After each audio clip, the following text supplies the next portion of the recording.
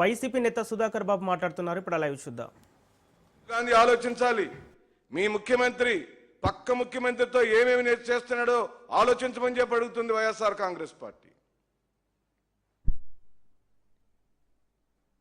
మీ ముఖ్యమంత్రి అడిగితే చంద్రబాబు నాయుడికి మీ ముఖ్యమంత్రి ఫోన్ చేశాడట.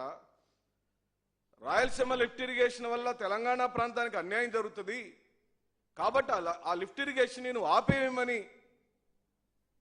స్వయాన రేవంత్ రెడ్డి అసెంబ్లీలో తన గళముతో స్వయంగా ప్రకటించాడు. నేనే అడిగాను, చంద్రబాబు నాయుడు ఆ మాట విన్నాడు, దెబ్బతో తెలంగాణ రాయలసీమ లిఫ్ట్ ఇరిగేషన్ ఆపేశాడని చెప్పాడు. మేమేం కొత్త సొంత కవిత్వాలు వైఎస్ఆర్ కాంగ్రెస్ పార్టీకి మాకెవ్వడం మీద మీ మీద కోపాలు లేవు, తాపాలు లేవు. మా సిద్ధాంతాల పరంగా మా రాష్ట్ర ప్రయోజనాల కోసం, ఆంధ్ర రాష్ట్ర ప్రయోజనాల కోసం, ఆంధ్ర రాష్ట్రంలోని రాయలసీమ ప్రాంత ప్రయోజనాల కోసం మేము నిలబడతాం, మాట్లాడతాం. ఏం చేశాడు చంద్రబాబు నాయుడు?